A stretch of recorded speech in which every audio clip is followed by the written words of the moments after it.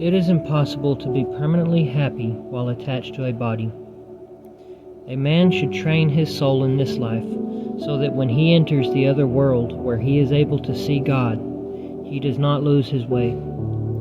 Each soul's hope of eternal life rests in his life here on earth. But many cannot believe this, seeing it as an empty story to be laughed at, for the possessions of this life are too pleasant, and such pleasures grip the soul by the throat, holding it down to earth.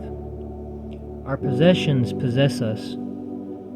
We were not born with possessions, but we acquire them later.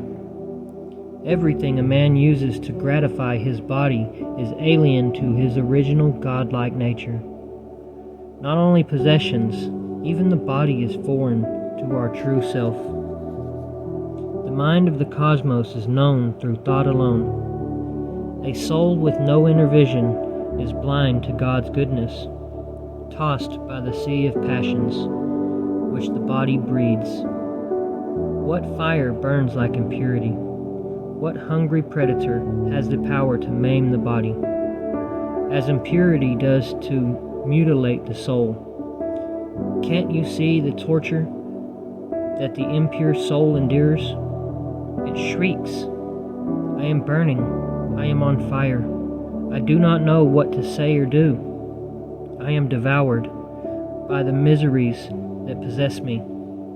Are not such cries the appeals of a soul in torment? Such a soul bears the body like a burden, as its master, not as its slave.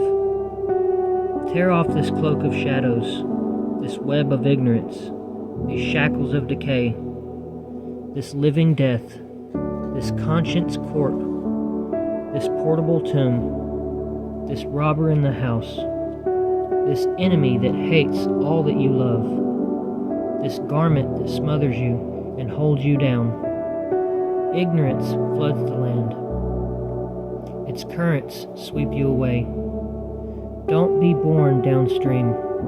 Make use of the backflow. Seek the safe haven of liberation. Anchor there and find a guide to lead you to the house of knowledge. There you will see with the heart the brilliant brightness.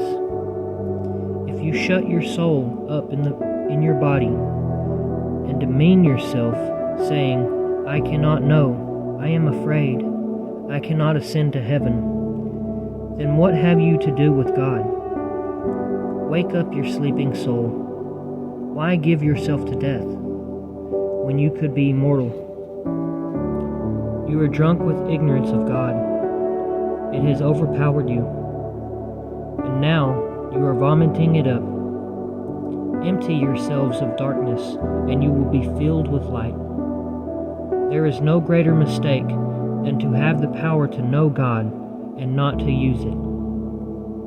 Simply wishing and hoping to know Him is a road that leads straight to goodness. It is an easy road to travel. Everywhere God will come to meet you.